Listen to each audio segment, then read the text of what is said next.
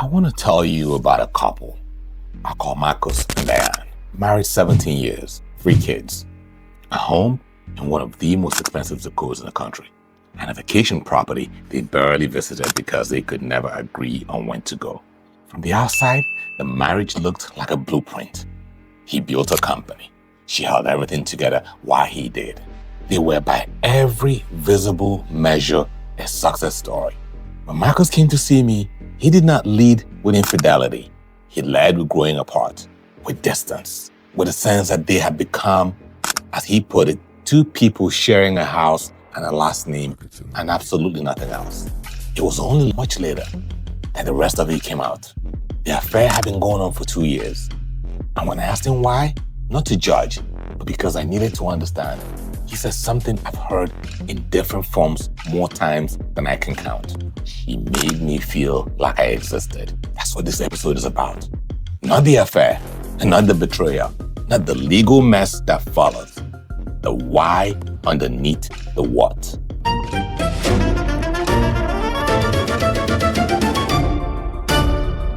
Welcome back to Divorce Deep Dive. I'm your host, attorney Chidi Anunobi, and this is part 2 of our 3-part series on why high net worth marriages fail. Last time, we talked about the people, who they are, how achievement rewires them, and the 3 marriage patterns I see most often in my practice. Today, we go deeper. We talk about the breaking points, the matches that light what was already dry. We are covering infidelity, growing apart, children, and the question I get asked more often than almost any other: how do we know if it's time to fight harder or time to let go? Let's get into it. Let me say something that may surprise you. In my experience, infidelity in high net worth marriages is rarely about sex. Yes, I said it. It is rarely about sex. I know that's not what people want to hear. It is easier if it's just about desire, because then it is containable. Then it's a character flaw and nothing more. But what I've seen over and over and over again is that infidelity in these marriages is about something much harder to fix. It's about being seen, being chosen, being known by someone who doesn't need anything from you. These are people who are needed by everyone. Their companies, their families, their staff, everyone wants something from them. And then someone comes along who just wants them. Not their resources, not their status, them. And for a person who has been operating in transactional relationship for years, including often their marriages, that feeling is intoxicating. Now, I want to be clear about something. I am not excusing infidelity. I am explaining it. Because if you don't understand what it was actually about, you cannot make clear-eyed decision about what comes next. And here's a question that matters in my work. Is the affair the cause of the marriage ending, or is it the symptom of a marriage that already ended? That distinction changes everything. Because if it is a symptom, if the real breakdown happened years earlier, and the affair is just the moment it became visible, then the question isn't just about trust. It's about whether what was lost between you can actually be rebuilt. Some couples can, I've seen it, but it requires a kind of courage that most people don't know they have until they have no other choice. And some couple can't, not because the betrayed spouse isn't willing, but because the marriage that would need to be rebuilt never fully existed in the first place. There is also a gender layer that is worth naming.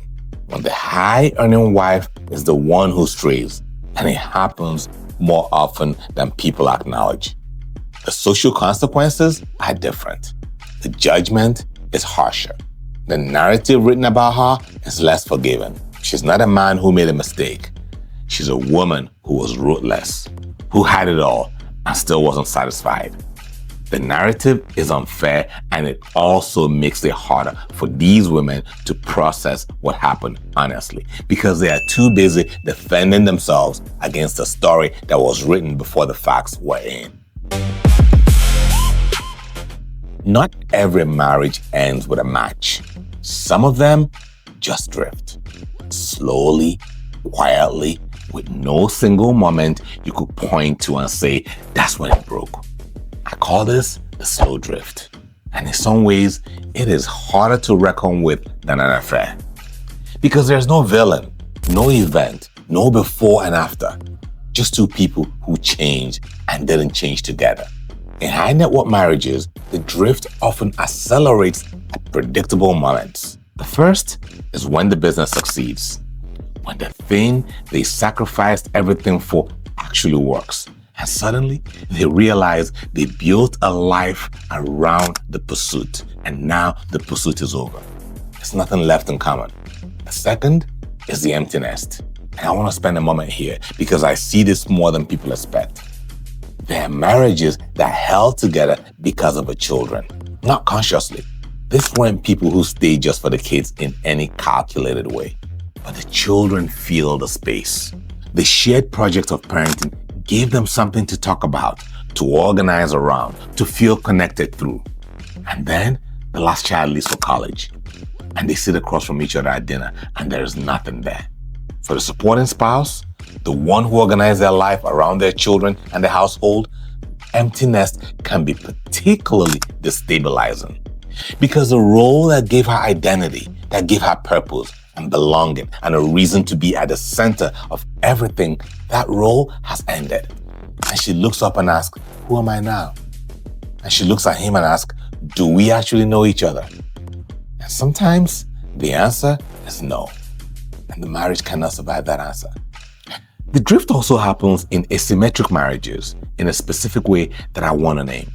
When she is a high earner, when her career is the one that demands more, that takes her away more, that consumes more, he often becomes the one who drifts.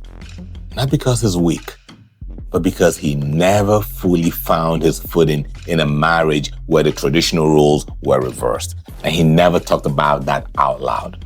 And it became a slow, growing resentment that neither of them addressed until it was too large to contain.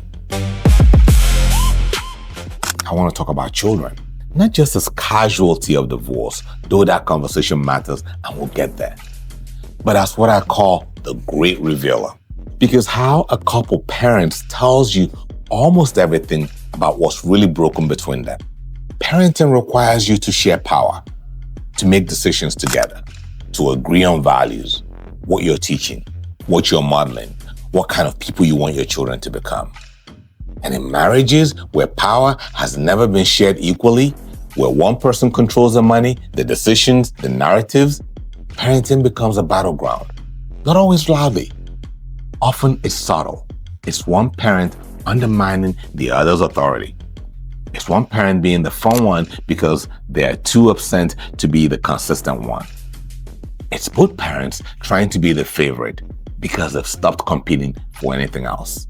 In the asymmetric marriage, where she is a money spouse, parenting tensions often crystallize around us. He's been home more. He knows the teacher's names, the pediatrician's number, which kid can eat gluten. He's done the work of parenting in the day-to-day. And when divorce comes, he expects that to mean something. And sometimes it does. And sometimes the system doesn't see it that way. And that is its own painful conversation. I also want to name something that is hard to say but important. Some parents use their children as leverage, not because they are monsters, but because they are in pain and they don't know what else to do. They withhold access. They speak badly of the other parent in front of the children. They involve the children in adult conversations that no child should be a part of. And I say this with all the compassion I have for how much it hurts to be in the middle of a high-stakes divorce. But the children are watching everything, and they will remember. How you treat their parent in this process, that becomes part of who they are. That becomes part of what they believe they deserve in their own relationship. That is the real stakes. There is a question I get asked in almost every consultation in some form. How do I know if I'm giving up too soon? And I'll be honest with you, it is one of the hardest questions I face because I'm a divorce attorney, I'm not a marriage counselor. And by the time people get to me, they have usually made the decision emotionally, even if they haven't made it legally. But I do think about this. And here's what I've observed. Giving up too soon usually looks like this. One or both spouses are conflict avoidant. They have never built the tools to fight well, to have hard conversations and come back together. So when a real rupture happens, they don't know how to repair it. And they interpret that inability to repair as evidence that the marriage is broken, when really it is a skill set that is broken. These couples sometimes need a crisis to stop moving past each other. They need something to force them into the same room with the same problem and stay there long enough to actually walk through it. And sometimes what looks like the end is actually the first real moment of the marriage. On the other side, staying too long, this is a high achiever who cannot tolerate failure, who cannot let this be the thing that beats them. So they stay. They work harder. They hire a couples therapist and they perform in that room the same way they perform everywhere else. They bring their competence to the marriage and wonder why it isn't enough. And they delay, sometimes by years, an outcome that was already written. And in that delay, they lose time, they lose themselves. And sometimes they cause more damage to the children than an earlier, cleaner ending would have. So here's a question I'll encourage you to ask. Not as a lawyer, but as someone who has sat with a lot of people in a lot of pain. And frankly, as someone who has firsthand experience of what it feels like to go through a divorce. Are you fighting for the marriage you have or the marriage you wish you had? Because those require different things. One requires courage and honesty and the willingness to change. The one where you are trying to save something that only existed in your imagination of what it could have been, that one is worth grieving. But it may not be worth saving. So here's what I want you to take from today. The breaking points in high net worth marriages are rarely what they look like on the surface. The affair is not about the other person. The growing apart is not about incompatibility. The fighting about children is not about the children. It's about what was never said, what was never built, what was allowed to erode because there was always something more pressing. And the lesson, if there's one, is this. A marriage is not a thing you have. It is a thing you do every day in a small moment that don't feel significant until you look back and realize they were the whole thing. If you are still in your marriage, hear that. If you're in the middle of losing it, hear that too. Because understanding what actually happened is the only way to make sure the next chapter of your life is different. In part 3 of this series, we get practical. Because whether you saw it coming or it blindsided you, if you are in the middle of a high-stakes divorce right now, there are things you need to know. Things most people get wrong in the first 90 days. Things that cost them financially, emotionally, and in the courtroom. Part 3 is called When It's Happening to You. And it is the episode I wish I could hand every client before they made their first mistake. I will see you there.